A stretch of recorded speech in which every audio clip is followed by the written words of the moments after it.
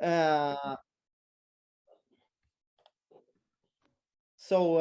and gentlemen, welcome to Center for Retail Research at Lund University. Great to see many participants here today. Really nice to see all of you on today's webinar on AI and advanced analytics in retail.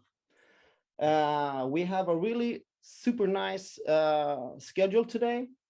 A special warm welcome to our distinguished speakers that we have today. Thank you very much. They will all introduce themselves later on. But before we start, I'm having just to position what we are doing here today. So as most of you have noticed, we are in ongoing global pandemic. We have at the same time a digital disruption that is happening and that is reshaping retail supply chains. And that is in a fast speed. Leading retailers and e-commerce businesses need to embrace the latest technology trends to run supply chains more efficiently and also to fulfill the needs of the customer. I would say the most significant of these tech trends are AI and advanced analytics, and that is what we're going to discuss here today. The presentations will be, each speaker have about half an hour. But they will present and then they will leave room for some questions and discussions.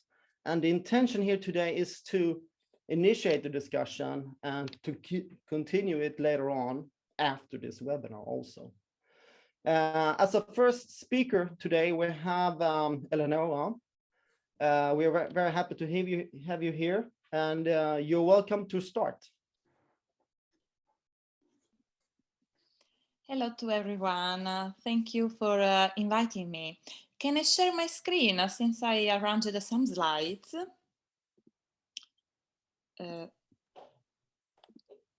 Okay.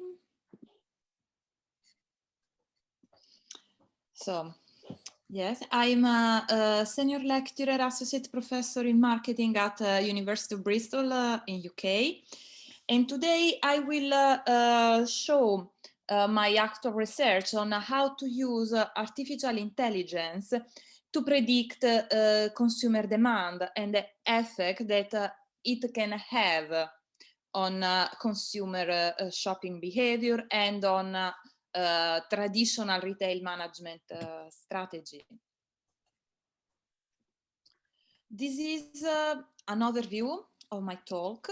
So I will start mentioning how COVID-19 pandemic impacted retailing in terms of retail management strategies and consumer behavior, and how artificial intelligence can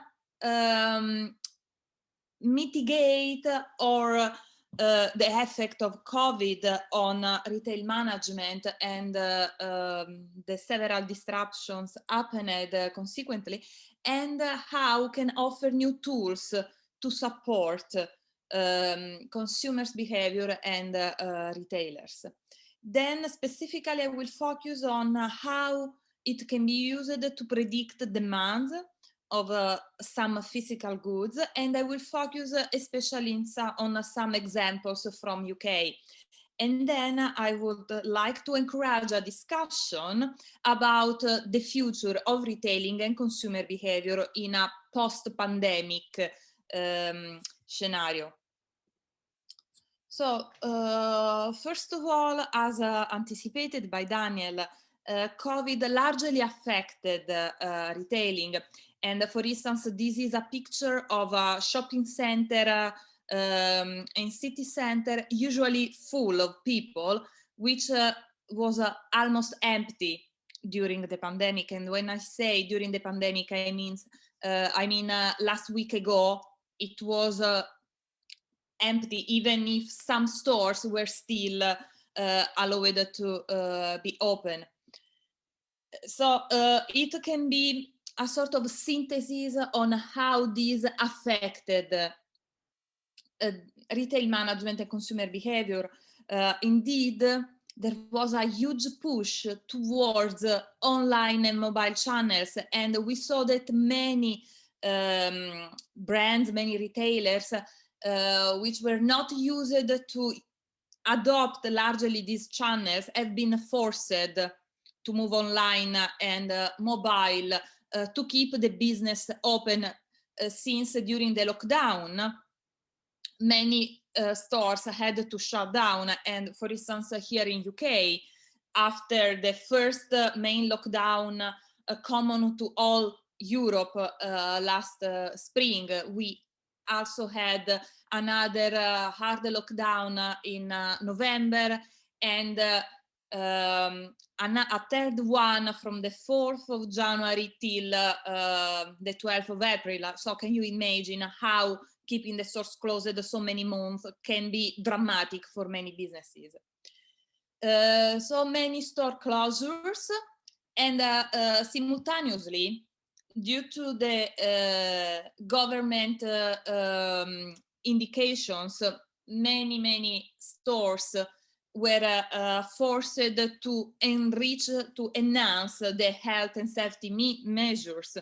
For instance, they had to introduce hand sanitizer, limit the entrance of consumers, and so on.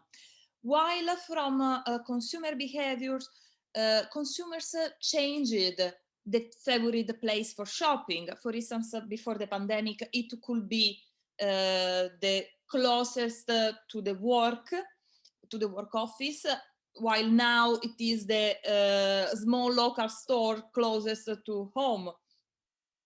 And we witnessed to other behaviors like panic buying and stockpiling, and a feel of anxiety while going in the stores because of the fear of contagion, since the number of infects is still growing, and the risk is still high.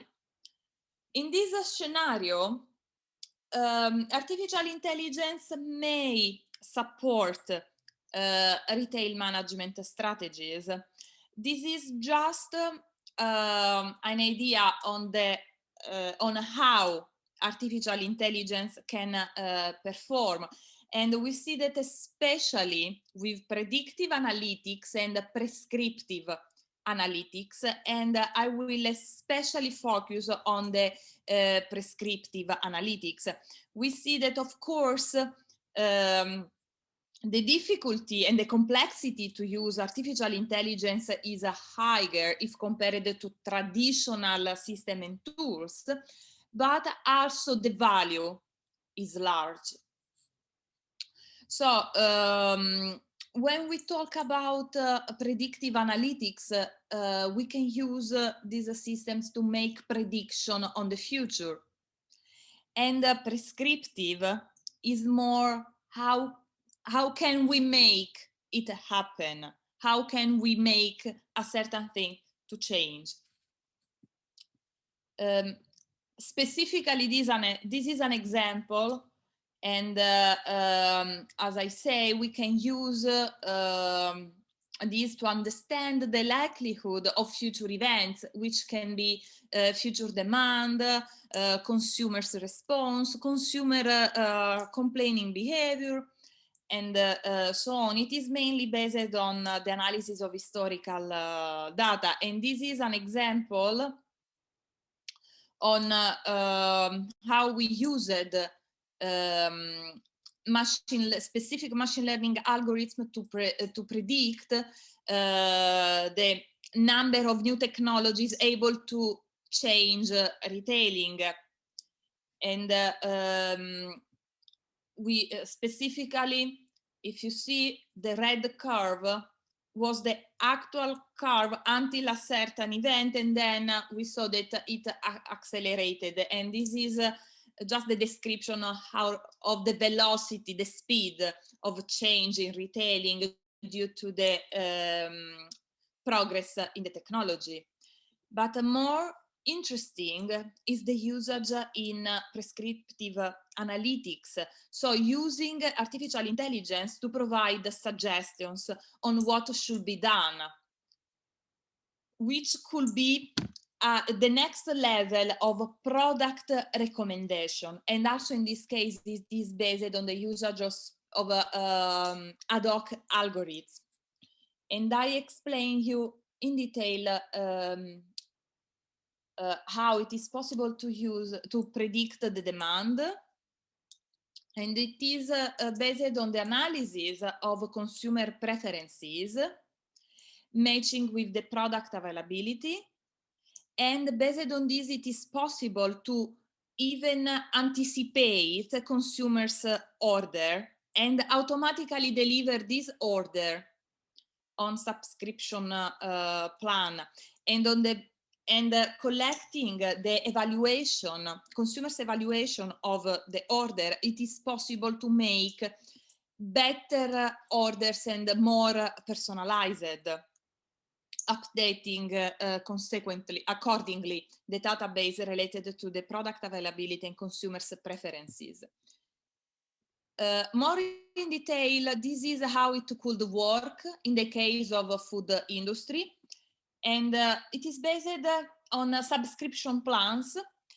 During lockdown, we saw that there was a surge in consumer demand of online on digital products. And we noticed that even new players entered that kind of competition. If you think about Netflix, it was the main provider of home entertainment. And then at the beginning of lockdown, also Disney Plus entered this sector.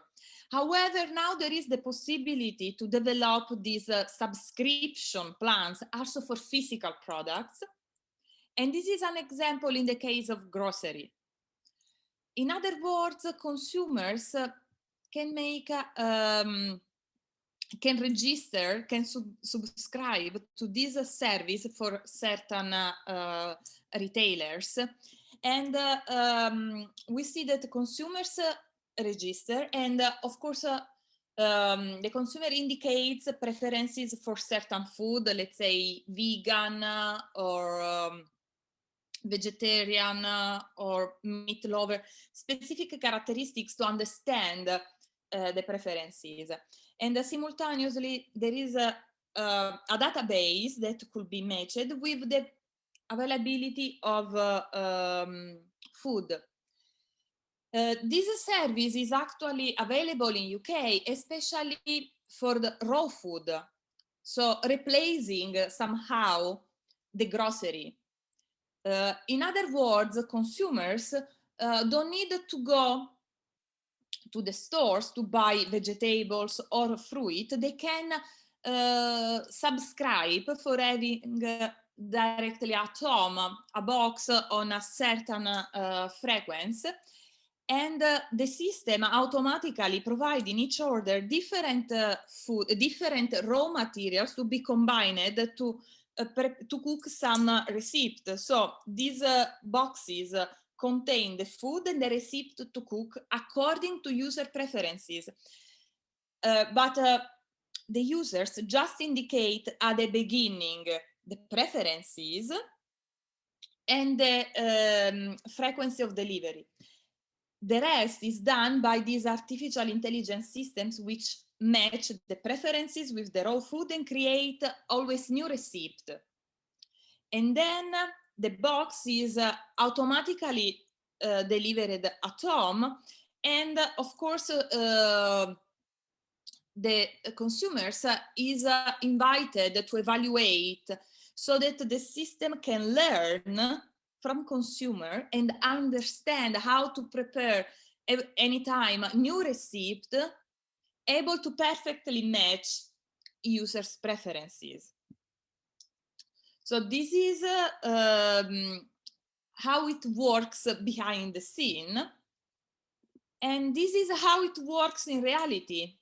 An example is HelloFresh. This is a specialized online retailer, only online, which deliver this kind of food with related receipt. Oh, sorry, I went too far. And it is available also in other countries, but I analyzed the UK system. So you see at the beginning, you choose your preferences, the number of people, so you can even indicate if the receipt is for 1 to more people, and then price, how much you want to spend per each order and receipt, and so on. But this is not the one example. This is a new examples in the drink industry. And this is the most recent example in UK. They launched this brewery, Brewdog launched this subscription plan to its beer in March 2021. And this is the first example in this sector. This is easier if compared to the food, since the beer is already packed, so there is not a receipt, there is just an order with a box of beer. However, based on the valuation of consumers, they are able to match the different beers with consumer preferences. And this is also a meaningful example, because it was a traditional brewery, while HelloFresh has been launched just for online delivery. This was a traditional retailer which moved, or which expanded to this kind of new market. And the last example is from the beauty industry. Also, in this case, you can have a subscription plan delivering directly to your door a box with some cosmetics, makeups, etc. In this case, you have to indicate something more specific. It's not only your preferences, but also your look, in order to send you some products that fits with your look. And this is an example on how you register yourself before the first order, indicating your color. And also in this case, you just subscribe, deciding the frequency, and then you have directly delivered at home the boxes. But in these cases, the boxes consist of products from different brands. So these are not Birchbox branded products. No, these are from even luxury industries, and they just merge and arrange the box from you. So this is a third example, still similar to the others, using artificial intelligence for the same process. But in this case, this retailer, differently from the other two, is just a service retailers, because they don't actually produce the product that they send to you.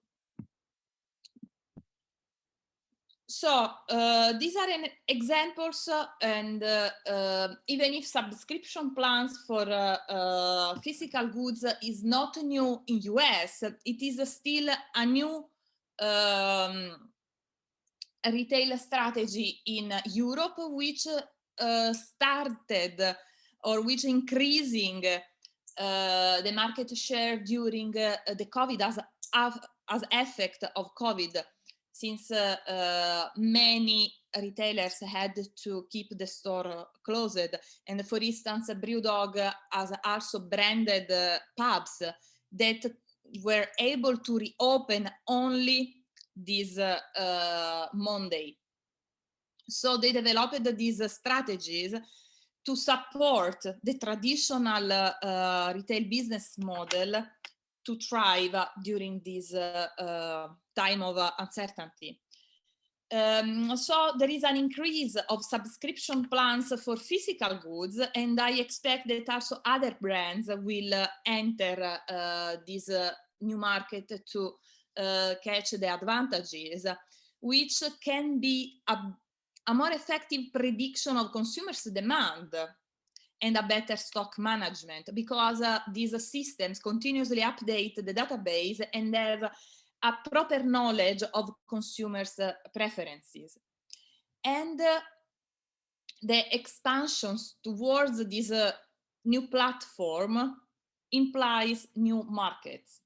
However, the benefits for consumers are that consumers save time in ordering, and it could help, especially for certain products, so that consumers are not forced to go out to buy these products. And this can reduce the shopping distress, the panic buying, the anxiety, the stockpiling, and even the crowd in certain stores. However, these are also open for new scenarios, because since it is an early stage of development, we don't know yet if the more usage of subscriptions plan for physical goods means lower purchases in physical store. And there could be issues from an ethical perspective, since we can say that how much is the system predicting our preferences and influencing our preferences. So this is still a gray zone. And if we can subscribe online for our favorite physical goods, what can the store still offer? So we see a new transformation of stores from a place for buying to a place for experience, which needs a new transformation of the traditional points of sales, shopping centers, and even high streets. I hope I saved time for questions. Thank you a lot, Eleonora. So it's open for questions, and you can either raise hand or just post questions. Anyone? Who's first?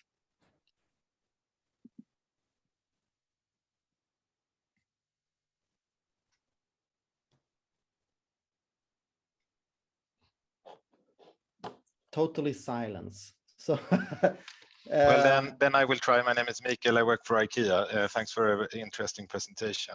Would you say it's the prescription or the idea generation meeting the convenience of choice that is the big advantage for customers?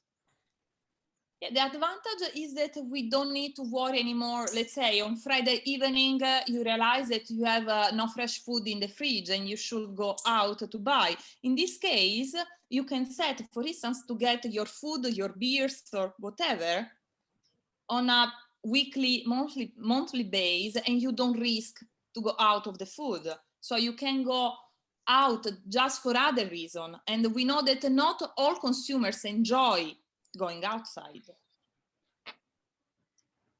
especially during pandemic. So the risk, the benefit for consumer is that they can have their favorite food or their favorite product at home when they desire, even without asking or ordering. So there is a convenience in terms of time, in terms of effort, and in terms of avoiding crowds and reducing the risk of contagion. I agree. My question was more coming for, will it improve the experience of physical shopping with, you can almost have a personal shopper wherever you are based on this analytics in your mobile phone. Yeah. The idea of using artificial intelligence systems as a virtual assistant, which is the new version of a recommender system, is another aspect that we are working on.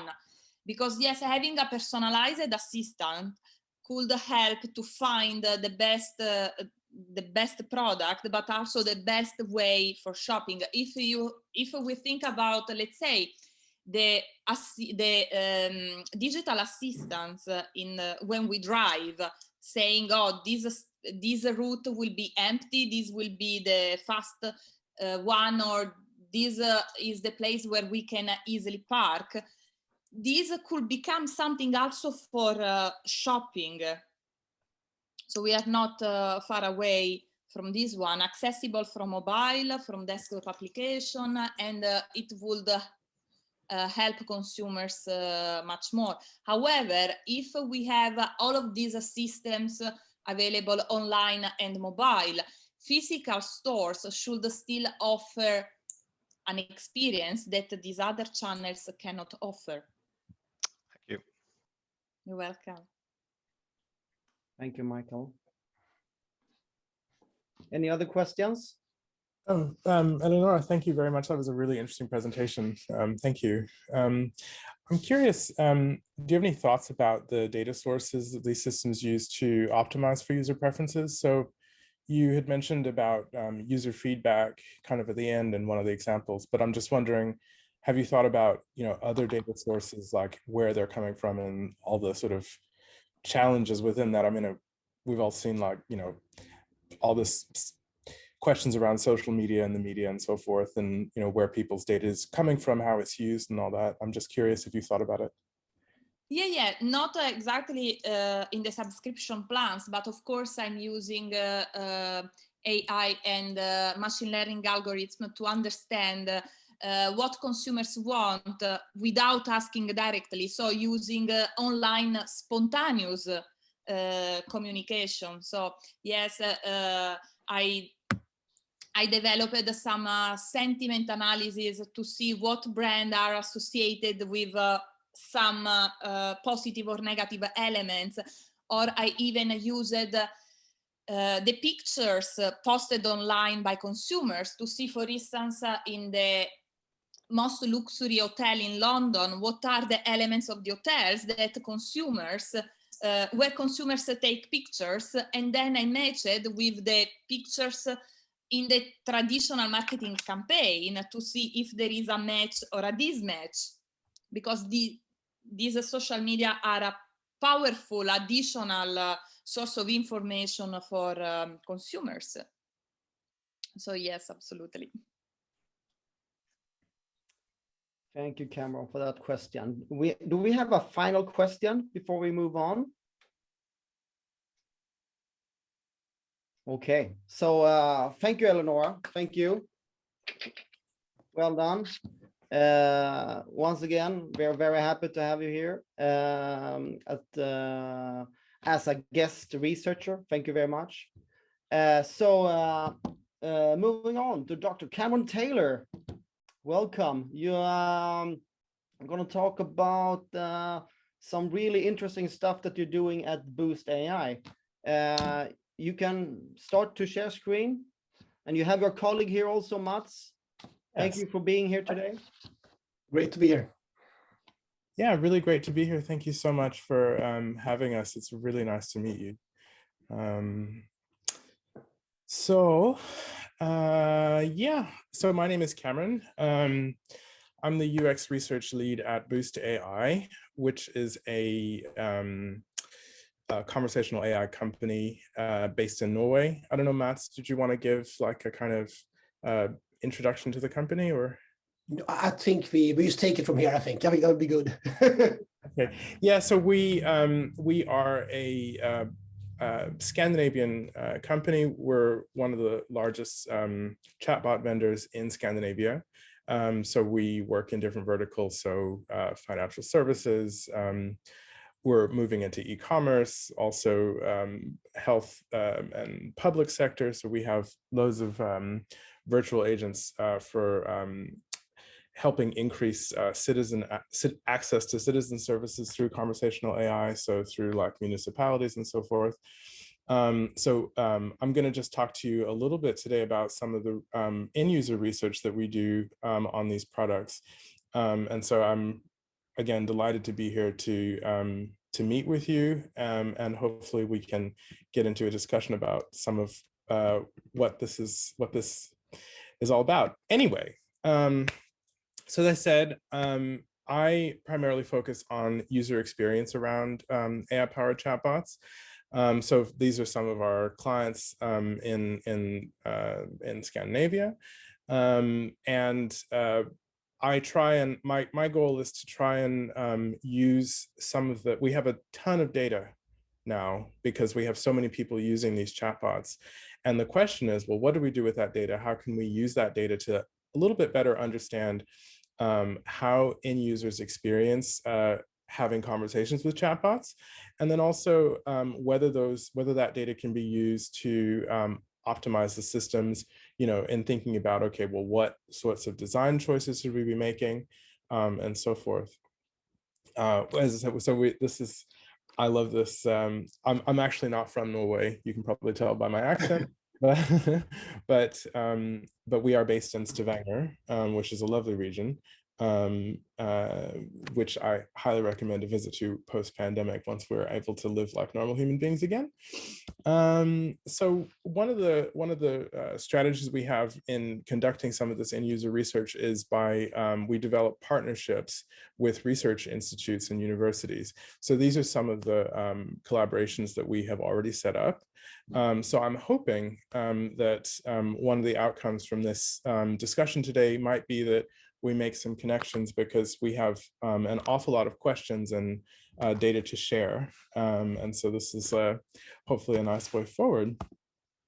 So you'll all be familiar, I'm sure, with this sort of design research process, just sort of in general. Normally when we think about how we go about looking at a question is we tend to start by kind of, okay, we have these questions from clients. Okay, well, how do we find out like what we don't know? And then we kind of get engaged with some sort of empathy type research, or trying to understand what we don't know. And then from there, we tend to sort of actually define whatever problem we can identify. And then from there, we sort of design some, or, create some sort of design alternative, and then come up with a prototype. And so in our case, these tend to be quite high fidelity prototypes. We have a very user-friendly platform. So we can build virtual agents without any coding, and actually quite complex ones with, up to 3,000-4,000 intents very easily with no coding expertise. So it's really nice that we can actually build conversational AI platforms with people that don't have background in this, with this technology, very easily, and conduct really, really cool research, and I'll give you an example of this in a second. And then obviously we do our testing. So this is, I'm going to share with you one test that we've done very recently, just as an example. So that conversational AI, we know, is a really big, it's one of the most important technologies in the AI space. And one of the cool things about it is that it can kind of replicate some human activity, in particular conversation. And ideally, we're then like also thinking about getting users' needs met, but also trying to kind of create some delightful experiences. So actually, how do you get people talking to anything? I mean, we have, of course, we primarily focus on having chatbots on websites, but the technology is moving in a direction that, like, you will be able to have talking furniture, right? Or talking anything, right? So the question is, like, what kind of design decisions do we need to be making in order to optimize experiences for end users in that? And one of the really cool things that we've noticed, particularly in this pandemic, is that it's helping people access information at speeds that are unavailable to humans. So one really cool example of this is that at the start of the pandemic in Norway, we have a bot which the government uses to help citizens understand access to, like, employment benefits and like childcare benefits and stuff like that. And obviously there were people losing jobs.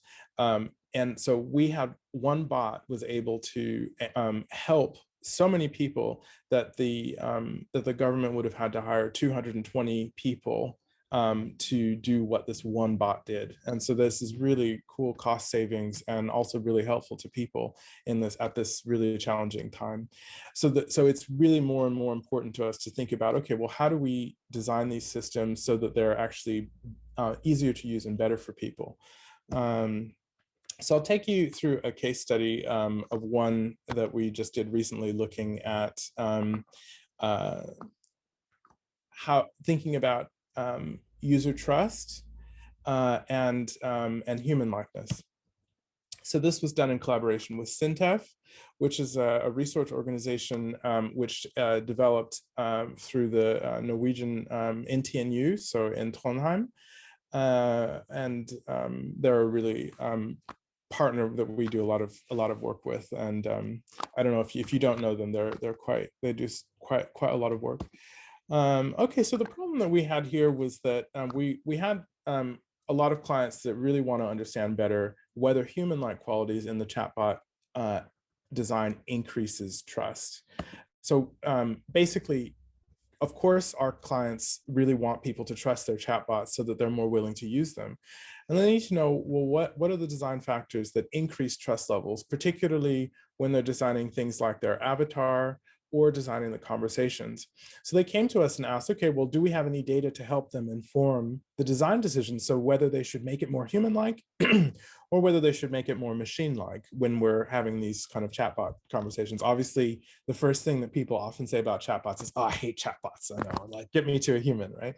But actually, we find that they've been incredibly useful, especially recently, because people don't like waiting in queues or waiting on the phone to talk to people. And the Scandinavian technology is extremely advanced, so we can do things that things like ordering bank cards and performing lots of transactional tasks through chatbots.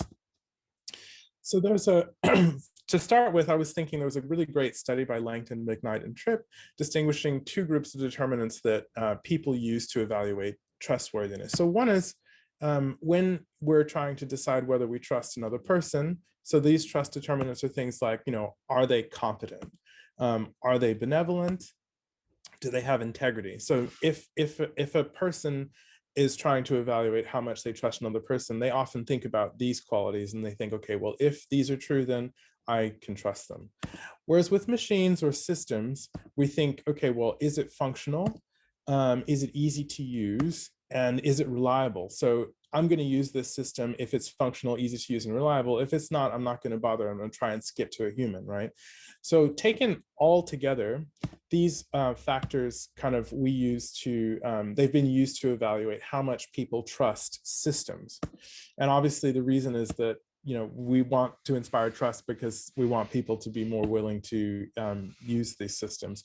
So the human-computer interaction literature, there's a lot of research looking at the effect of human likeness on trust. The findings are really mixed. So we decided we need to put together a quick study to understand, well, okay, how can we evaluate whether people trust conversational AI systems? I really like this study, and I'm sharing it because it was really easy to put together, very inexpensive, super pandemic resistant, and I think it had an outsized impact for the amount of work involved in putting it together. It's really one of the easiest studies that we've done recently, and something that could be the study design and setup could be replicated in partnership with if any of you were interested in engaging with us on something like this. So as I said, in the literature, there are some people who say things like, okay, well, human likeness is important for trust, right? And then there's others who go, no, it's not, right? So we needed to find out for ourselves, like, okay, is human likeness important for end users in inspiring trust? In order to give a good answer to the question our clients had, well, we needed to show how trust is impacted by human likeness. So whether a human-like avatar impacts how much people say they trust the chatbot, whether human-like language impacts trust, whether prediction failures impact how much people trust the system. So in other words, if you ask something to a chatbot and then it goes, sorry, I can't help you, how many times can it say that until people go, okay, but you know what, I don't want to use this anymore?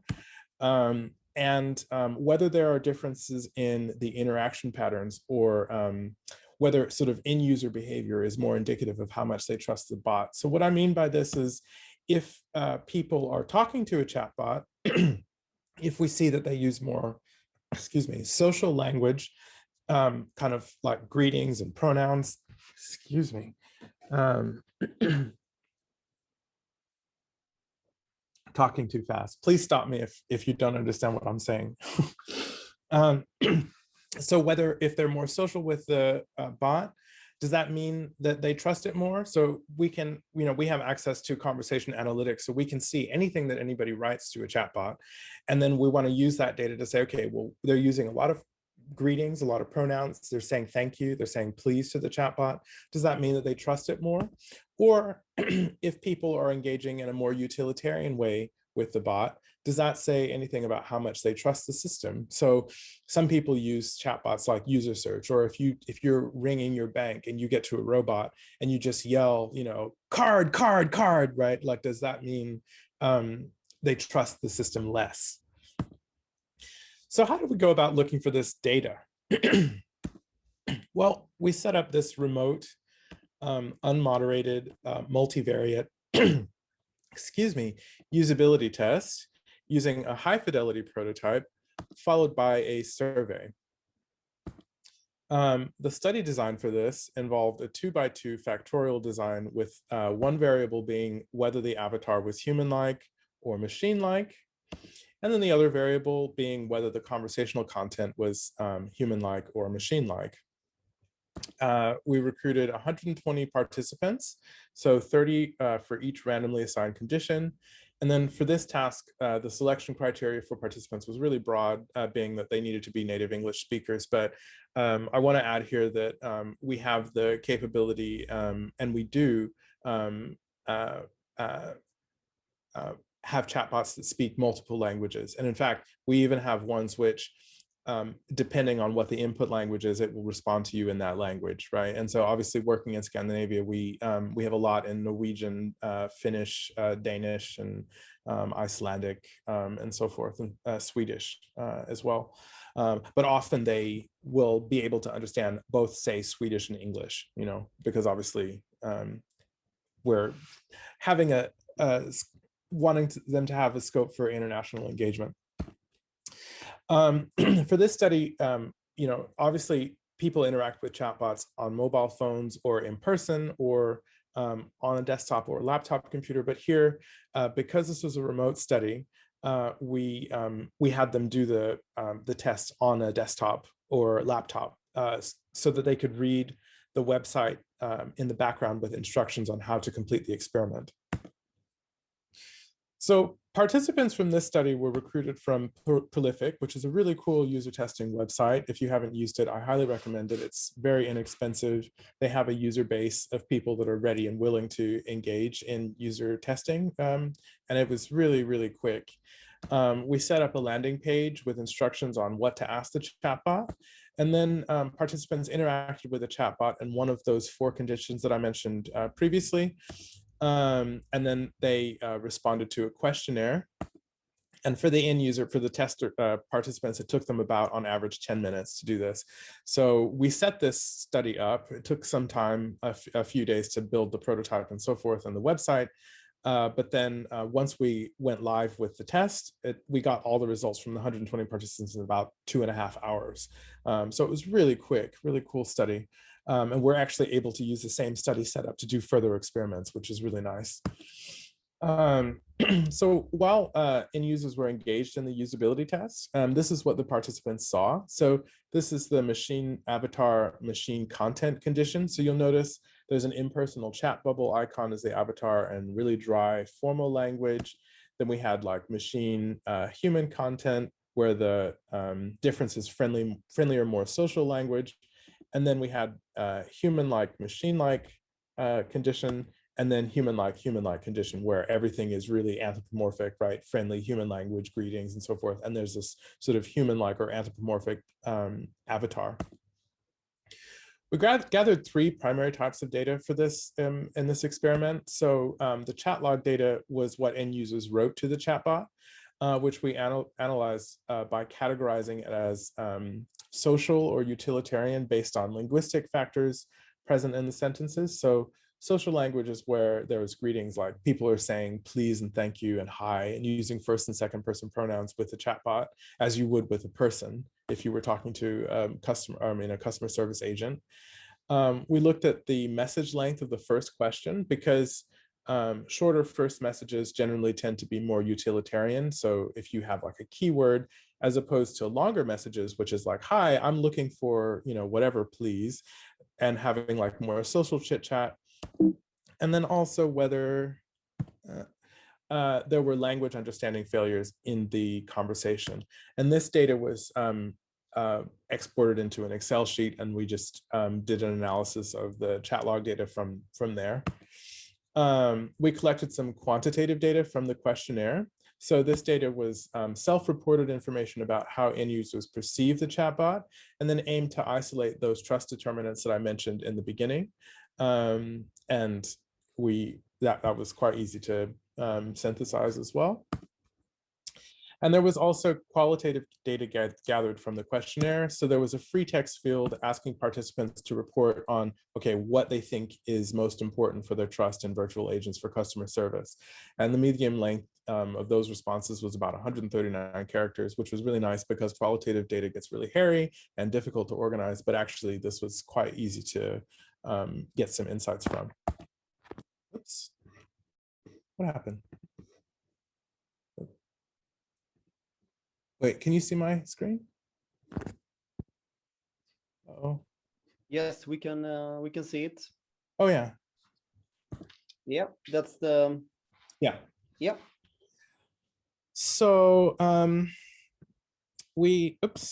So I want to just skip quickly to the bottom line. So from the qualitative insights, what we found are that pragmatic factors are key to building trust. So actually what we found is that in terms of how users experienced or evaluated how much they trust the bot, what was much more important was, rather than how human-like it was how effective and how efficient the system was, right? So actually people were much more interested in, okay, is this getting me what I need? And is it easy to use, rather than is it human-like or is it robot-like? Actually, people aren't really fooled. They know that they're talking to a robot. And it turns out that if the robot is really good in answering the questions, they don't really mind, right? But they come, of course, with this bias against talking to robots. We've all had that experience where you ring a bank or something like that, and there's a robot, and you just start swearing into the phone because you want to get to a person, right? But actually, we do find that where people realize that they can get some answers, their questions answered, they will actually engage with the chatbot. Simple tasks and human escalation are really key. So people say that, well, I really would trust a chatbot where I know in advance that if the chatbot can't answer my question, I can be escalated to a human. And that gives people peace of mind to go ahead and test and see what the possibilities are. And they're much more willing to engage in like simple, looking for opening hours and things like that, than more complex things where they think, well, no, I need to explain my situation to a person, right? People don't really think about human likeness at the top of their mind when they're evaluating how much they trust the chatbot. But actually, there's some really interesting, something interesting that I want to share with you about this, which I'll get to in a second. And the other thing is that security and privacy, which I would have expected would have been very important to people. Not that many people mentioned security and privacy, which was really surprising given how much that we can pretty much see anything anybody writes in the system, but that doesn't seem to be something that's on the top of people's mind in terms of thinking about whether they trust the system or not.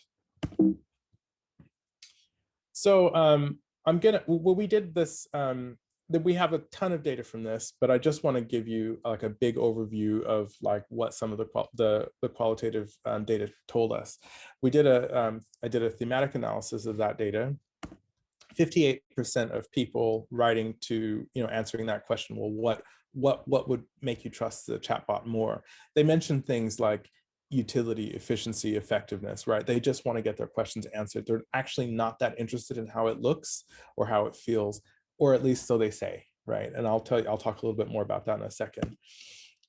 Some people say, okay, well, I will trust the bot, but only if it's for a simple task, but not for something greater than that.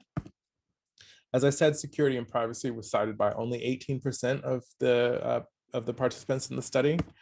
Human likeness was very low. 13% of people said, oh yeah, if it's human-like, I'll trust it more. Although there's something really interesting about this that I'm going to share with you on the next slide. And then some people, 10% cited contextual factors like, if I trust the institution, right, then I will trust the chatbot. So if it's a bank that I trust, yeah, of course, whatever system of communication that they have, I will trust it. But not that many, actually. So this is important for branding, but as you see, even branding itself is, it's not on the top of people's minds, at least as they self-report, which is important. They just really want the bot to work. So I'm going to skip over more. There's obviously that we came up with a lot of these, but I want you to pay attention to this particular statistic. If you have a look at the orangey colored bars, we see that basically this is where people are saying, okay, if whether human likeness is something that increases trust to them. In most of the conditions where there's some kind of human-like element, they ignore human likeness. They say, oh, well, human likeness it doesn't really matter. But that's because they've experienced a bot which has some human-like quality to it. Where there's no human likeness at all designed into the system, then suddenly people start saying, oh, it's missing the human-like element, right?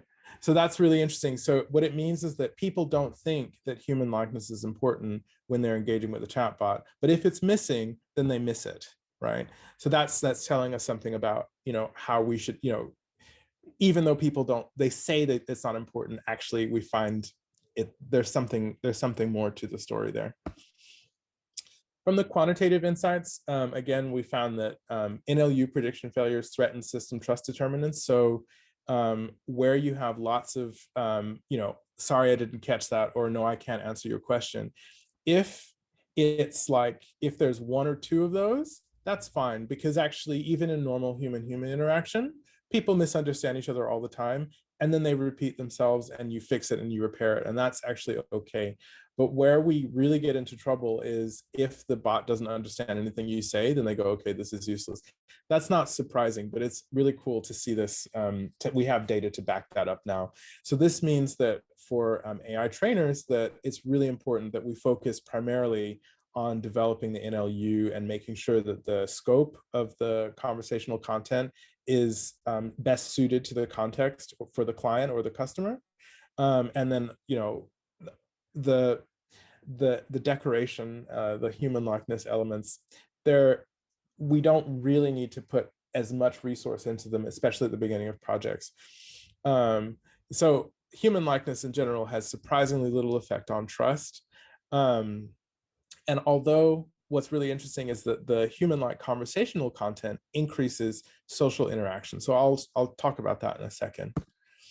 So here, this is just, we were hoping to find differences between the 4 conditions on trust, and we see that there just isn't any. So basically, there's no difference in how end users self-report as trusting chatbots with or without any human-like elements. This is just not impacting how people say they trust the bot at all. In terms of the avatar, it's the same. We see here, like basically, so 0 is there's no human-like avatar, and 1 is there is a human-like avatar. There's really no differences you can see here, like between whether human-like avatar or not. It just doesn't impact trust at all. Same with conversational content. We have the same exact results. This is really disappointing. We would hope, obviously, you want to find some differences, but it's really good to know this, because it means that now when we're talking to clients in terms of how they're designing their bots, don't worry about human-like conversational content. It's not actually the top of people's mind if trust is important to you, which of course is what gets people more willing to use the system. However, we did notice that there was an effect of human likeness on the interaction pattern. So where we see that there's more human-like content, we see that end users actually engage more in social interaction by the with the bot. So what this means is that we can actually influence by the design of the natural language generation how end users will engage with the bot. If the bot is friendlier, people will be friendlier. People tend to be really polite, right, with humans, but it turns out they're also quite polite with machines as well, right? In terms of the only downside, of course, is that where there's more social interaction, there's a higher incidence of misunderstandings and failures. So from our side, we can guess that probably it's because if people are kind of chit-chatting with a bot, then there's going to be more content and there's more opportunity for the algorithm to misunderstand something, right? So there's a kind of dilemma there. So on the one hand, if there's no human-like design element, then people miss the human likeness. But if you do put human likeness in, then they're going to be chit-chatty with the bot, and then they're going to potentially have more failures, and then that's going to decrease the trust, right? So we have a dilemma here, but this is important that we keep this in mind. And so we can use this to kind of try and think about how do we optimize these, how do we optimize the design of the system. Length of the first question from the person isn't impacted by human likeness at all. And then whether people are more socially interacting with the bot, they don't report. If some people are more utilitarian, some people are more social, but then both of those groups, it doesn't seem to impact whether they trust the bot or not. So we can't use conversational analytics to tell whether people are trusting the system more or not, except if we see that there are lots of prediction failures. So this is where we did see some effects, some really interesting impacts. So this is where we have the unknowns and false positives. So basically we see here that the factors, the trust determinants like competence, benevolence, and integrity are unaffected by failures, by conversational misunderstandings. But human-like trust and all the machine-like determinants are impacted by that. I'm just going to run through and just say that basically that means that NLU failures decrease system trust. This isn't surprising, but now we have data to back that up because we've done this study. So the impact of this study was, as I said, it was really outsized for the amount of effort that went into it. Now designers have no reason to restrict avatars to human-like if trust is a major factor for them. If they're trying to get the people to trust their system more, they don't need to worry about human likeness really. We have more evidence about what's important to inspire trust in chatbots, and this study was submitted as a conference paper, so we get a publication out of it, hopefully. Which is really nice, and it was actually very little effort. So if anybody's interested in they need some data to put together a paper, we got it. So I wanted to just share that with you and extend an invitation because obviously this is one very small area, was one really small study, but there are some really interesting questions that we can think about in terms of e-commerce and retail as well, which I'm sure you might have. And we're very much open to exploring and collaborating and thinking about future directions. And we invite you all to join us on this journey. And one of the really cool things that we offer is we can provide to research collaborators a free free bot. They're quite expensive, but we're with research institutes, we basically just we can give you a free server, and we have internal support to help you build bots. And obviously we can think with you in developing questions and coming up with sharing how we analyze the data. And also we have a sort of internal symposium where we bring research collaborators together to kind of think together in producing this work. And I think I might be out of time, so thank you. And if there are any questions, I'm happy to answer them if there's time. Thank you, Cameron. Thank you. And thank you a lot for the invitations, I would say. Do we have any questions? Rema.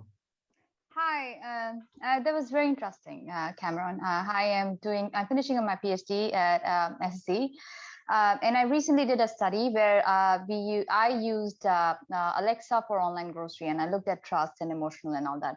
My question for you is, I know you said human likeness, and how is this context-based? It's a task-based, or can you say that your finding is generalizable? So you could go in any context. It has to be like, if I'm buying clothing, will you say the same thing?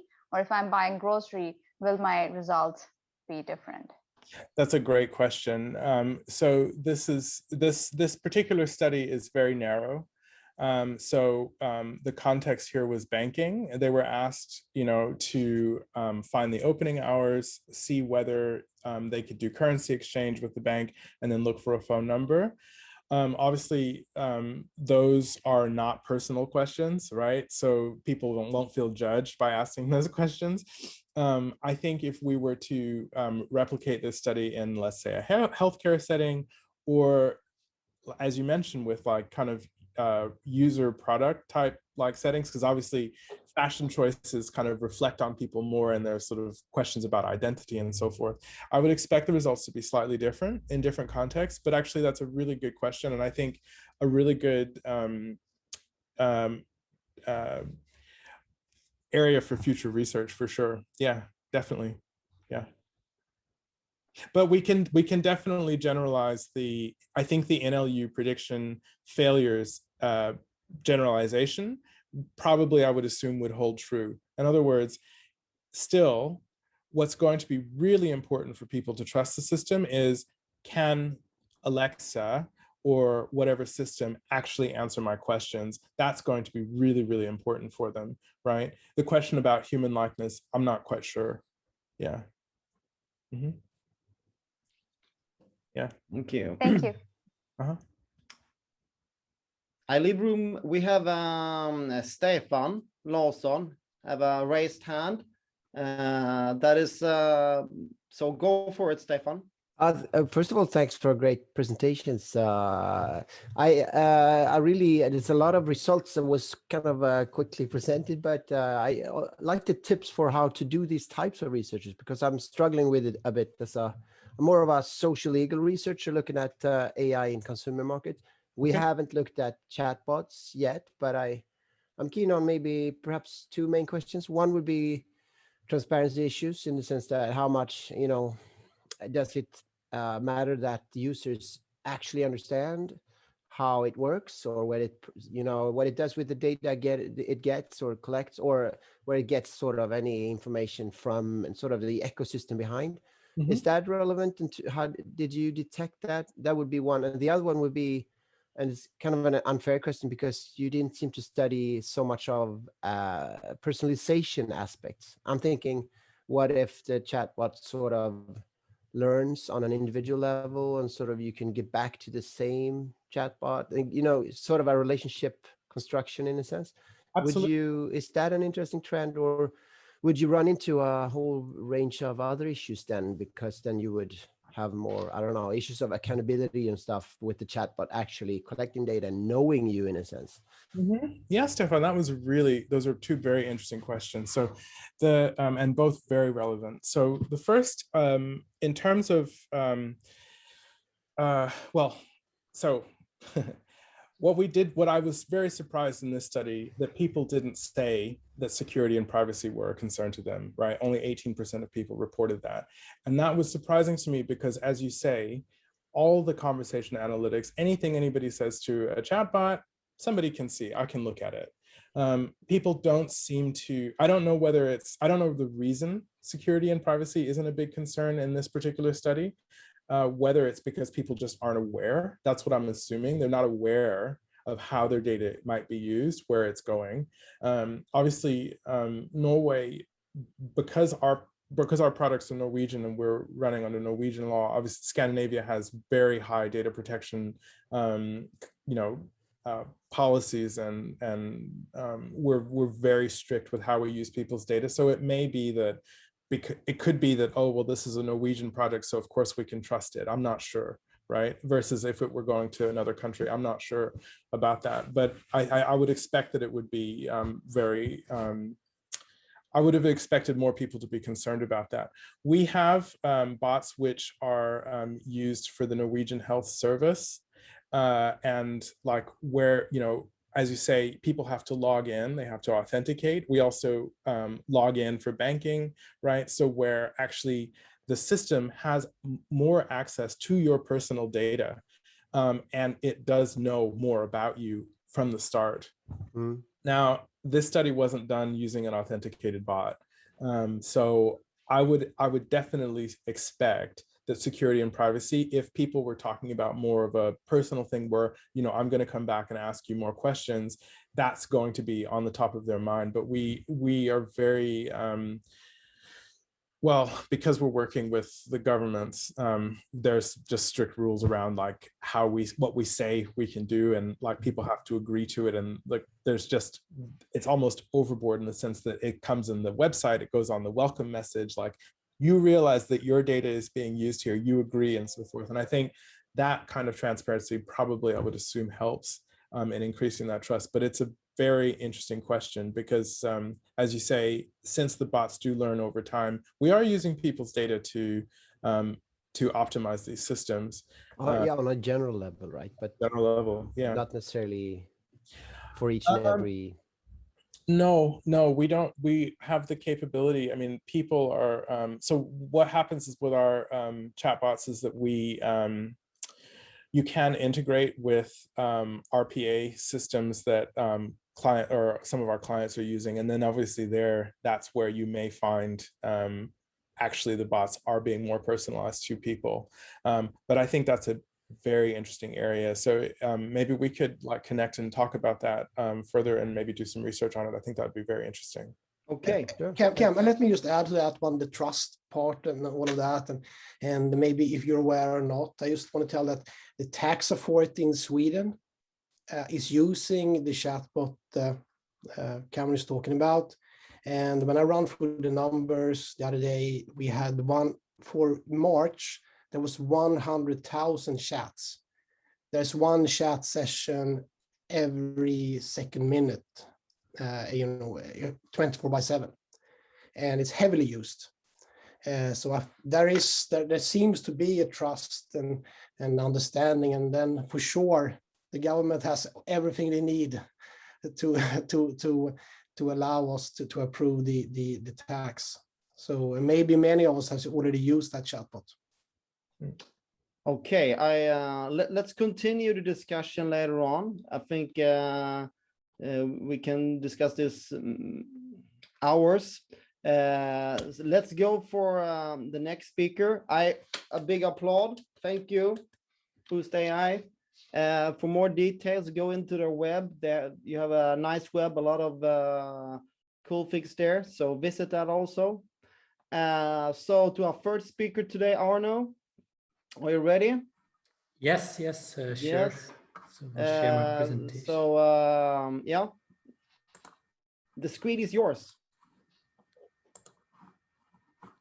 So do you see my screen? Yes. Okay, perfect. So first of all, Daniel, thank you for having me. Also the Center for Retail Research at Lund, thank you for having me. It's nice to see so many familiar faces here. I also thought that we already had two very interesting presentations, so it's really nice to see such high quality presentations. So my presentation, or maybe first introduce myself. So my name is Arnaud de Gagny. I'm an assistant professor at IESEG School of Management. So we are a part of the Catholic University of Lille in France. My research, it actually focuses on using quantitative methods to improve decision-making, mainly applied on marketing topics. So I'm also a professor in the marketing department. And today's study is more like an applied analytics project that I will present. So it will be the first time that I present this project. It's also still a project that is still running. So it will be nice to also have your feedback on these first results. So I think it also nicely fits with the works that already are presented by Eleonora. So she already introduced predictive modeling. So here we will see in practice how we can create a predictive model. And I think it also fits with the presentation of Cameron, who talked about chatbots. So we are going to leverage textual data. So I think it's a nice fit in this, this session. So let's start. Maybe I will start with some context. So to position ourselves, we are looking at live events. So live events, typically live events are moving, the birth of a child, the end of the relation, a new relationship. So these live events are typically acute stressors for many customers.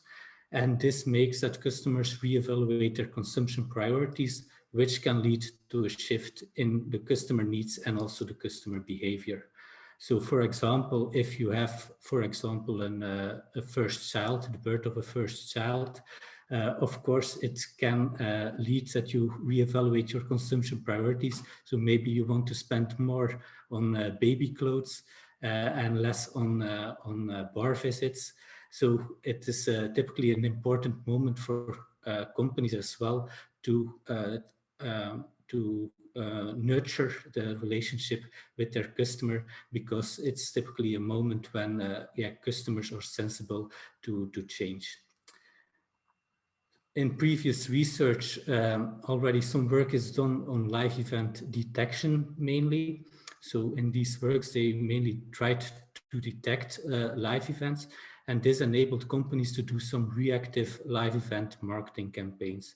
So there is some examples about targeting customers with specific live event associated actions, but also some cross-sell and upsell opportunities. Of course, so you can think about this again. If you have a child and you start buying more baby associated products like diapers, maybe a company or a supermarket can send a promotion based on these products, and they hope that you also buy some other products in the supermarket. In this study, we actually go one step further. So we are also looking at live event prediction. So we are going to try to predict live events. And this will enable the company to do proactive live event marketing, and also to better understand why people have certain shifts in their customer needs and behavior. So this is the goal of this study. I think we are with a quite mixed audience, so I will also quickly introduce a predictive modeling process. So it's rather a technical process. I'm more a quantitative guy, but I will keep the presentation quite light. But of course, if you have any questions, feel free to contact me if you want to have more details about certain things that I explain. So for the predictive modeling process, how does it work? So we are going to make predictions about the future state of a customer by using the historical data of a customer. So of course, we are going to predict things. So we only can use information that is available at the time before the event happens to make a prediction. So also, if we are going to train our model, this is a crucial aspect. So we don't mix information that should not be known at the time of the prediction. So typically for predictive models in marketing, it's based on transactional databases, large databases that collect a lot of information from customers. So this information ranges from customer demographics, customer behavior like recency, frequency, monetary value types of information. So we refer to this information, so this traditionally used information for predictive modeling, often as structured data, because these are stored in large transactional databases. According to Bladberg, there are 4 important steps in a predictive modeling process. So the first one is the problem definition. So it's basically defining what you want to predict. And this often requires some business expertise as well. So for example, if we are looking at customer churn prediction, so predicting which customers are going to churn, so then you have to define the churn event, right? So what is a customer that churns? Is it a customer that closes all his subscriptions? Is it a customer that did not buy products for 3 months, for 6 months? So this problem definition often requires some business expertise. So 2 things are important there. First one, the event itself. So whether it's not buying any products or whether it's reducing the number of products that the customer buys. And secondly, also the time. So we also look at a certain period. Is it over a 6-month period, a 1-year period, and so on. So we also did this together, this problem definition with the company in our study. The second one is our data preparation. So there we will typically split our data in train and test set. We also will create independent variables and dependent variables. So the independent variables are the variables that we will use to make the predictions, and our dependent variables are the variables that we are, or the variable that we are going to predict. In our case, this is our live event.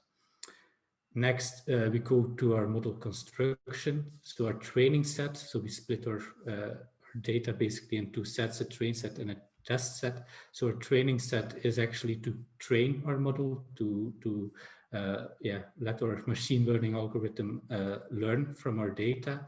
And the test set is to mimic an unseen data, and it's used to evaluate the model's performance. So to see how well our model performs on data that it did not see to learn. Bladberg also considered the 4th stage. It's the model deployment step. And this is when you actually bring your model in production. So if you as a company, you want to bring your model in production, you also want to make predictions on real data, of course, and actually make predictions for the future. So then it's also important to keep track of your model performance. Also, always evaluate your model, keep evaluating your model and re-evaluating your model, because there can also be some changes there. So it can happen that there is a concept drift. So the churn that you modeled 2 years ago is maybe not the same as a churn today. So this is also something important to keep track of. Now let's look at our application. So we are going to look at customer live event prediction, so predicting live events. And this is actually more difficult than typical applications in predictive modeling for 2 main reasons. So first one is that these live events happen outside the control of the company. So if you compare this, for example, with customer churn prediction, the churn event itself, it happens together with the company. It's directly related to the company. So as a company, you can also directly observe this information from your own records, basically. In a live event prediction, so this happens totally unassociated with the company. So it's typically much more difficult first to detect and also to predict. Secondly, also the detection of live events requires additional effort and investments. So before we can start predicting live events, of course, we need to establish a reliable ground truth. So this requires that companies also to make some investments to adequately detect live events.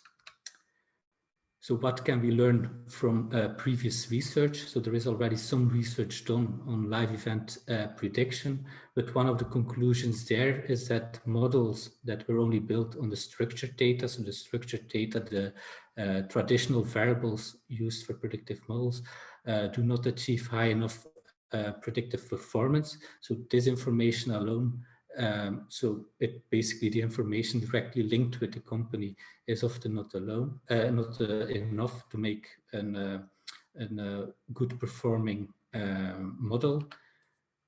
A second point that we can learn from previous literature is that also textual data can often increase the performance of predictive modeling applications.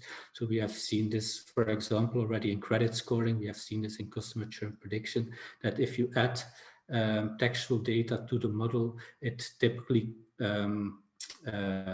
contains information that is not captured by your structured information, and it can help to boost your predictive model. So it's also a much more fine-grained source of data. So this can also help to provide deeper insights into the customer behavior. So what methodology will we use? So this is a very high-level overview of how we created our live event prediction model. So we have our two types of data, so two data sources. On the one hand, we have structured information. This we will apply basic data pre-processing steps to it. So this contains how we are going to treat missing values, how we are treating outliers, how we are treating categorical variables. So these steps are all considered in our data pre-processing. Our second type of data is the textual information. To use these type of data, we will apply a convolutional neural network to our textual information, which I will detail in a second. And the two data sources will be combined in our live event prediction model. So first, what is a convolutional neural network? So if you're not familiar with this, so this is actually a deep artificial neural network that uses the convolutional operation. So hence the name of this type of neural network. It was initially developed for image recognition. So it was inspired by the visual perceptron mechanism. But soon researchers also discovered that it performed very well in text classification tasks. So it's also a very popular model to classify text documents. So I also presented a small overview of the different steps. So the first one, I'm not sure whether you see my mouse, but I will maybe point some things. So we start with our raw textual content, so the text documents with every customer. These go through an embedding layer. So this is basically our pre-processing and embedding. So an embedding layer, what does it do? It's actually embedding is representing your textual information in a low dimensional space. So you can imagine if you just have your textual information, you have thousands or even millions of different words. So if you would try to model this, you would need a very high dimensional space to model this. With an embedding, it's actually making an abstraction of this to also make the model more efficient to represent your textual information in a lower dimensional space. And the idea is that if words are closer together, if they have similar meanings, they are also closer together in this new dimensional space. We also have a convolutional layer. So this is basically creating the new features or the new variables out of our text. So it's combining different words together basically to create new features. So this all happens automatically, by the way. And finally, if you want to make predictions, you can add some fully connected layers to it. I also presented some more detailed information, so I'm not sure whether I have to go in too much detail into this. What is maybe important here is, for our specific context, is that we have email data, so it's basically communication between a client and an advisor. So we also aggregate all this information in one single document per client. So we end up with one document per client. And what is also important is that we used a form of transfer learning. So our initial word embeddings were actually based on the entire French Wikipedia corpus. So this is how we initiated our word embeddings. And we actually fine-tuned it during our training phase. When we trained the model, these embeddings were fine-tuned. So for our experimental setting, we are using real-life data from a European financial services provider. So it's one of the largest European banks, basically. We have data for about 22,000 customers. and we have information about 100,000 messages that these clients sent to their bank advisor. We have 207 variables that were based on structured data, and we consider the birth of a child as our live event that we're going to predict. So for the period that we consider, we looked from March 2017 to March 2018 to look at our customer history. So this is basically where we created our independent variables, so the history, the customer history that we are using. And we use this information to make a prediction for the next 6 months. So we look in the period of March 2018 to September 2018, whether the customer had a live event, yes or no. So what are the results of our study? The first result that we had is that live event actually have a significant effect on product possession. So we looked at the start of our period. So we looked, if we go back to the previous slide, it's March 2018. We looked at the number of products that the customer had in March 2018, and we looked at the same at the moment in September 2018, and we took the delta, so we took the difference between the two. And what we observed is that customers with a live event had significantly more products than customers without a live event. Because we considered our live event birth of a child, you can imagine that these are not the entire customers that are likely to have the birth of a child. So it's mainly customers between 20 and 40 something.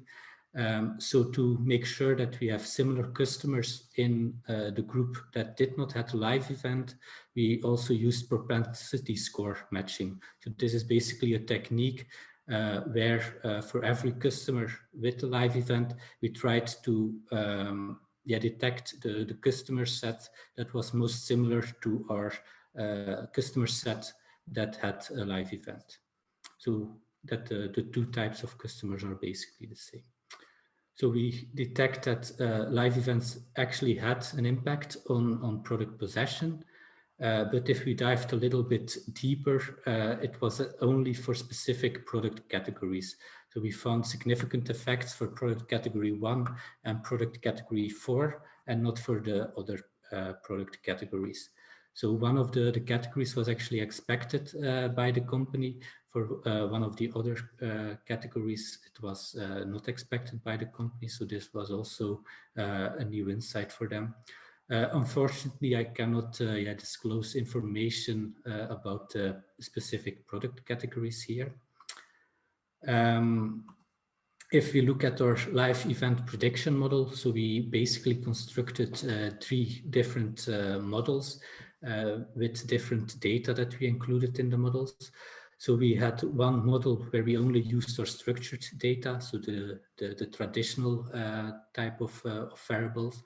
We also created a second model where we only included the textual information, and we created a model with both types of data. So if we look at the performance of our models, we see that, or we discovered that the model with the structured data performed better than the textual data. So it's this difference here that you see. So our model with the structured data alone performed significantly better than the model with only the textual data. But the best model, the highest predictive performance, was achieved by combining both types of data, and it performed significantly better than both the model with the lone textual data and the model with only the structured data. So we measured this based on AUC and top decile lift. So I only presented the results in AUC here. So because the study is not yet published, I do not present our full results yet, but this will also be included once we have our paper, of course.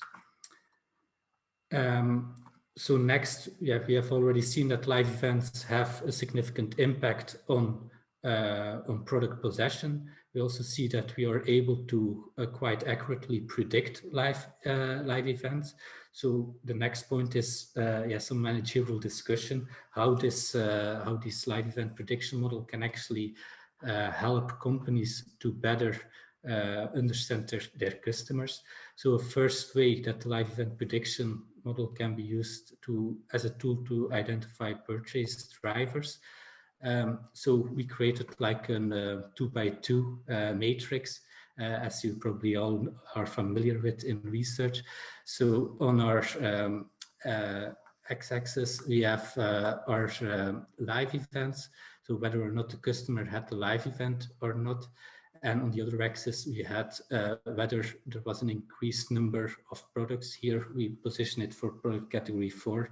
So before only the company know this variable, but now it also is able to detect whether the customer had a live event or not.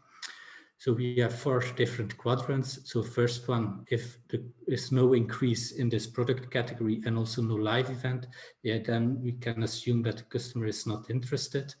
But if he has no increase in the product category, but there was a live event detected or predicted, then it might be, then the customer might be interested. So these can be customers that can also be targeted with a live event specific promotion or with a live event specific campaign. We also have some customers where there was an increase in the product category, but no live event. So these are then customers where the product need or the need for this product was not driven by the live event, while there were also customers that both had a live event and have an increase in the product. And then we also know that it's actually driven, or we can assume that it was mainly driven by the live event. So it's also giving some more insight for the company. We also looked at a framework for cross-sell using live event predictions. So the framework that I present here is actually developed by Askarza et al. In a marketing science paper, but it was developed for customer retention campaigns initially, but here we apply it on a cross-sell case. So we can look in the first stage, like who is interested in this type of product or this product category. So for example, product category 4, so who is interested? Then a company can ask, why a customer is interested in this type of product. Next, who it should be targeting. So who to target is not always the same as who is interested in the product. So maybe some customers are more easily convinced than other customers. So the who to target and the who is interested are not always the same. We also can ask when to target and with what incentive, so with what marketing campaign, basically. And in the end, it's so important to look back to check what did we gain in the end. And this is a way that marketing campaigns can be designed. Now, if we look how our live events can assist in this process. So first, it can assist in trying to, or it can help to detect who is interested. So if we can predict live events accurately, it can also give an insight in who is interested in the product. So remember the category where customers had a live event but did not make a purchase yet. So maybe these customers might be interested because they have the live event.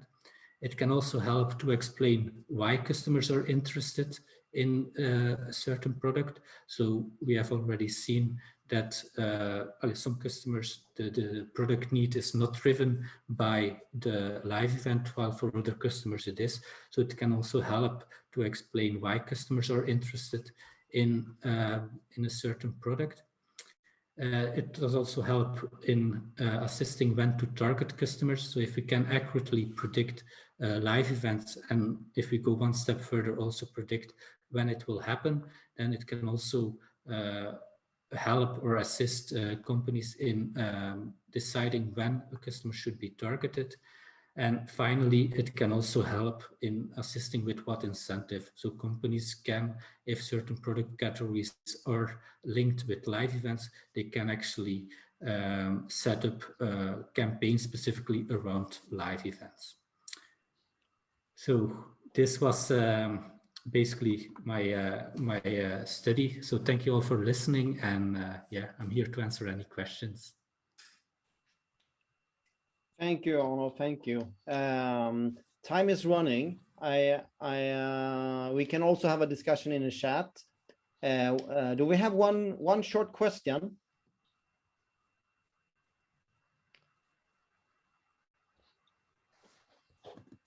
Mats, did you have a question? No, it was not me. I pose one question, Arno. So did you do a segmentation on the if we go back a couple of slides, a segmentation on the customers that are you saying that some customers are affected by that one? No, forward. Yeah. Oh, back that the 2x2 matrix. 2x2. This one, yeah. There's some back. Is that a customer segmentation? Are you saying, did you find that there's some customers that are affected by live events and some not? Yeah, so we are analyzing the results together with the company, and we're also doing like a post hoc analysis with the customers to verify their needs. And some customers were actually, the purchase was actually driven by the live event for some customers, and for other customers it was not driven. So it's yeah, an insurance type of product that we looked at. So for some customers it was driven by the live event, and for others not. So also for the company it's valuable information.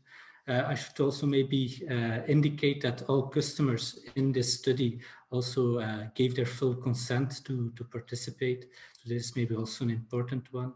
And yeah, the legal department of the company is actually investigating how they can use this study in their operations.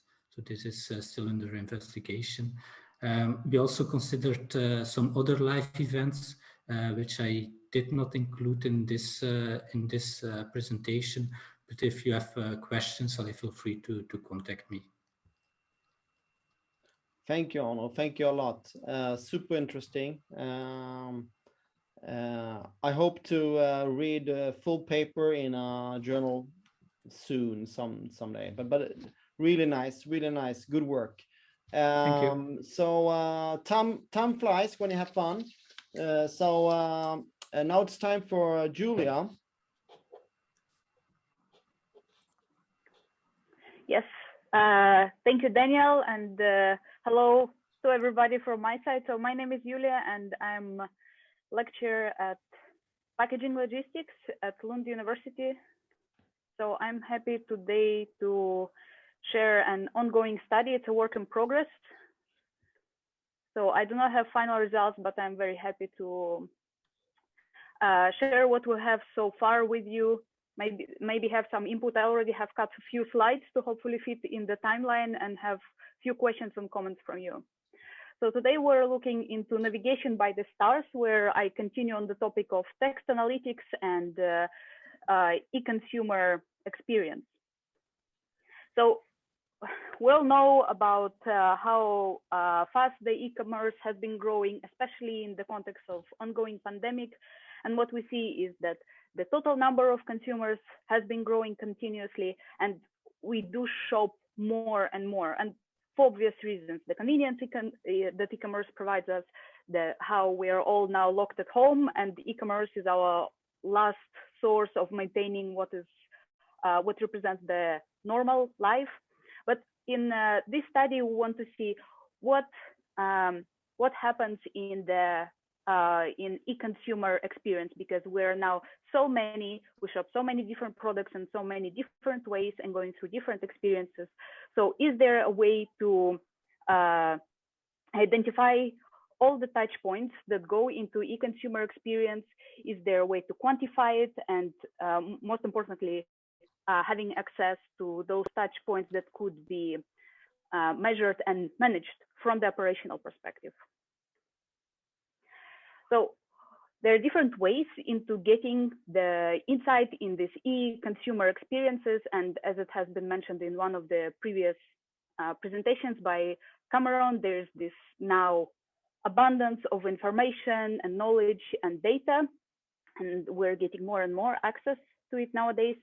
So from all the data that has been generated online by e-consumers and operations that take place, electronic word of mouth has become something very insightful and something that could be potentially very helpful to identifying and measuring those touch points.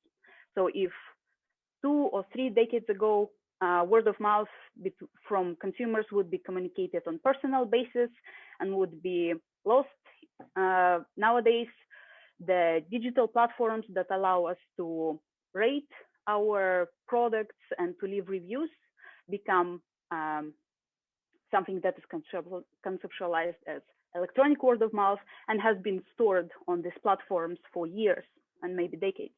So if we look at one of the recent reports that look into the statistics on digital experience sharing and reviewing, it suggests that somewhere between 14 to 43% of consumers worldwide share their product feedback online.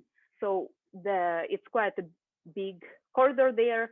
It depends on region mainly, but of course there's some variation for the types of markets and product categories. And this percent grows to over 90% for younger categories, so for age group between 18 and 34 years old. And if we compare to what impact these kind of ratings in forms of reviews and actual star ratings have on sales, we could refer to a statistic that tells us that more than 0.5% of the consumers, of all e-consumers, agree to acquire business offer only if it's rated at 4 stars or higher. So these kind of ratings and reviews that are often attached to those ratings have quite a big impact on the sales. And if we try to put it in the theoretical perspective, what goes into these reviews and in these ratings, which are generally referred to as product ratings, we can see that on example of one theory, customer journey, that what happens with consumer online usually is usually affected with what has happened before and will have effect on what will happen in the future experiences. But most importantly is that the experience goes beyond what product or service the consumer is to buy and consume, but there are many different touch points and sources of decision making that generate this whole total experience. There's brand and partner and customer owned and social and external touch points or decision making nodes that will be affecting each other and then generate this holistic consumer experience, right? And from e-retail and general operation perspective, these touch points can be different aspects of the product, but also your experience on website, your experience with delivery service, your experience with returning the product, and many other aspects that go into this experience that consumer will then attach as association to this product or brand where the product was purchased. So then we want to investigate and quantify different e-retail touch points through electronic word of mouth and see what goes into electronic word of mouth, and can we actually manage operations and e-retail offers based on what consumers write, on what has happened in their previous experiences. To do that, we look into a big data set from Amazon that has been shared after accumulating product ratings and reviews for several years on their platform, and that will become the source of insight on what has happened to Amazon's consumers.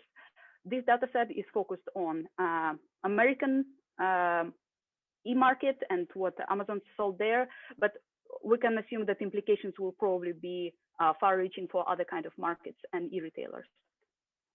So in this data set, we start with pre-processing. It's quite big and in a way messy data set, as it has been mentioned in previous presentation when it comes to analyzing qualitative data and textual data. The farther you go and the more you take in, the messier it gets. So we started with the basics. We removed the duplicates. We made sure that we include only verified purchases. Nowadays it should be quite automatic, but the data set has got into like, yeah, they started collecting it, I think 2016, at least the data set that has been shared. And most importantly, we focused on English language because that was the majority and it would be the most convenient way to go for analyzing text in for our study. And finally, what would we do to analyze this huge variety of wording and experience descriptions? Because once you start looking into what consumers write into reviews, it can be as short as great purchase or nice product, fast delivery, and it can stretch as far as describing the actual situation when consumers got this light bulb moment that they need a product, how they went home, use the website, how something broke while they were purchasing it, and it goes really personal. So it gets really tricky. So to go for the actual text processing, we analyzed a number of text mining techniques to get the grasp of what consumers talk about. So we started with the general feature engineering and choice of base terms. And here to say that as there is a big number of these touch points, we would have to go through this process for each experience feature that we identified. So I will give a couple of examples that we have gone through in this study, starting with delivery that has been shown by in a number of previous studies to be a source of multiple touch points in e-consumer experience. So when you buy online, your experience will be mediating by what has happened during your delivery. Has it been brought fast or has it been brought late? Has it been damaged, or did the delivery mode became different from what was promised originally, and so on. So let's say we go with the delivery and we identify the choice of our base terms, what we will be scanning for. With the delivery, we can, with the delivery as a core word, we can think of many different synonyms. So we go to this synonym identification. So we go for phrasing where the parcel or package was delivered, it was brought, and other synonyms to it. We go through parsing or scanning for these words, and we generate a number of word trees with all of these core words. The word tree that allows us to look into the actual phrasing that goes into usage of these core words like delivery and being brought in time or late. So here is an example of one word tree that has delivery as its root. And here word tree is dynamic, where we can travel through it, identifying different frequencies and actual words that have been used paired with the word delivery, which allows us to make judgment on which adjectives are paired most frequently with the delivery and their nature, whether they're positive or negative. After several steps of processing, I will rush through actual steps since I'm short on time, but if anybody has more interest in that, I will be happy to discuss it after this seminar or in some later conversations. So we get an output of this quite broad range of phrasings that can reveal potential features, positive and negative features of deliveries. So whether it arrived on time, let's see, it was delivered just as described. So we start tapping on consumer expectations, whether they were met or not, and so on. And based on that, we can start comparing what happens with features there are that go into the delivery experience and how we can split those into positive and the negative delivery experiences and compare it with how it translates into product ratings.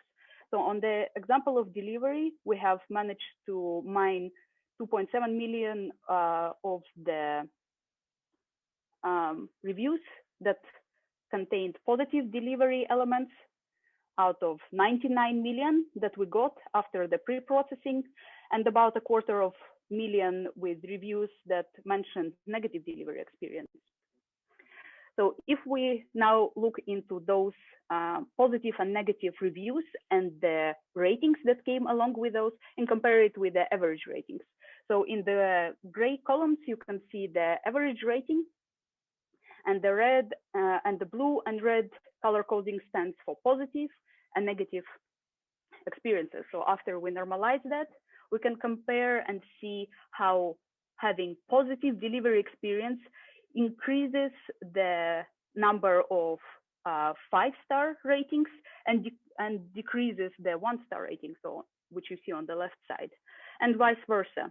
Having negative delivery experience, that is in red, significantly decreases the number of the 5-star ratings, so highly ranked purchases or products, and almost doubles the 1-star ratings. So here we have evidence of how something that is a service and has not actually a product itself has very serious effect, has a quantifiable impact on something that is called product ratings. If we take, in our study, we do this again and again, identifying different sources of touch points. So to make it a little bit more entertaining, I will show what else we have done, and when we took it further on example of another source of touch points, which is packaging. So once again, we start with the word tokenization, where we split text into phrases and then into words. We'll go into stemming when we take the core of these words, of the words of word packaging. We would have to stick with a stem pack. So then it will be packaging, packaged, and so on. And we go for the word of speech tagging, where we identify different verbs and adjectives and nouns that went with this word and in which order. And we, once again, after splitting it into positive and negative, now take it to the next step, where we can identify different features of packaging that go into it. So on this slide, on the upper half, you can see the positive comments about packaging, and the lower half stands for the negative packaging. And in the map for this diagram, you can see the different features of packaging that go into it. And so you can judge the distribution of what constitutes the good packaging experience and bad packaging experience for Amazon e-consumers. You can see that for the positive comments on the upper half, the general packaging description and the packaging quality were the dominant cases. So where general feature in our study would stand for general packaging mentioning, where consumers would say something like nice package or good package. And in the negative, you can see the distribution is quite different, and condition became dominant. So I guess that's quite predictable. So if package came damaged, or in what condition it came, will be a reasonable source of complaint or review. And general feature is still very present. And so from that kind of finding, there are a lot of operational implications. You can judge what's going wrong on certain aspects of the experience, and it's this source of knowledge and information where e-retailers or associated service providers can take action utilizing the ratings and reviews.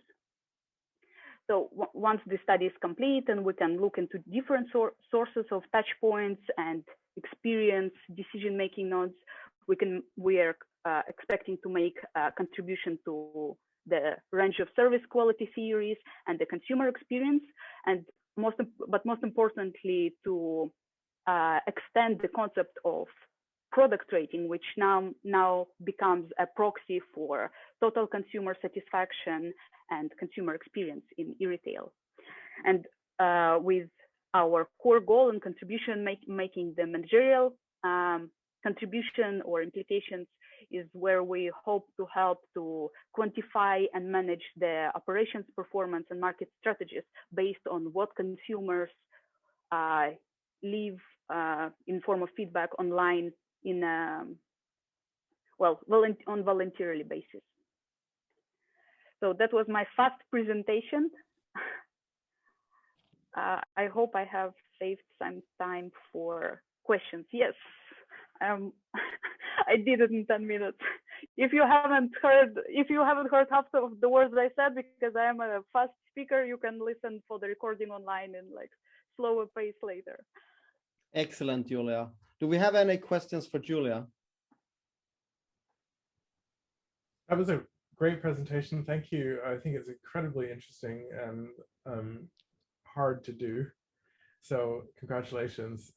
I'm wondering, the first thing that came to my mind with user reviews is that, firstly, I know that CSATs and looking at kind of trying to understand how people give feedback is just quite a challenging field in general. But I'm wondering, are you interested in questions around biasing? So for example, whether people looking at feedback that other people have left biases the kind of feedback that they give, and also that brings us to the question of fake reviews and so forth. So, or do you have a way of trying to sort, you know, I know that Amazon in particular also has this issue of like people hiring people to sort of post fake reviews and so forth. And I'm wondering, like, is that interesting to you, or like, have you thought about that, or do you have anything to just comment on it, or yeah? So there are 2 points now. The thing with fake reviews is nowadays should be more managed, and that's also in Amazon policy, where they tag whether it's what do you call, the verified review or not. So where it comes from. Some 10 years ago, it was a massive issue, and you can find several studies that investigate on how that affects the whole performance of a product online and so on. So we address it mainly by excluding those reviews that are non-verified. If it's Amazon inside job, unfortunately, in this study, we don't have enough insight to judge that. But yes, we're well aware of it, but we're kind of hoping that it's the e-retailer side nowadays is dealing with it to quite efficient way. At least that's the assumption. And the thing with biasing is that's very interesting aspect of it. And there's one rather recent study that looks not necessarily into effect of review on another review, but how reviews affect my experience. Because it's obvious that reviews will be affecting whether I buy or not, but how reading certain review will add certain satisfaction or dissatisfaction to my experience, which will then affect how I like the content of the future review. So there is evidence of this indirect effect. And in this study, we have not looked into this bias, but it would be something very exciting to look probably at the next stage, because as you can judge, we have quite a lot of work to do.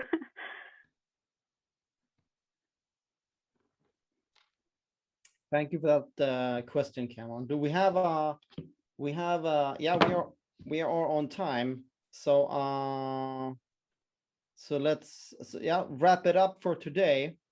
Thank you very much.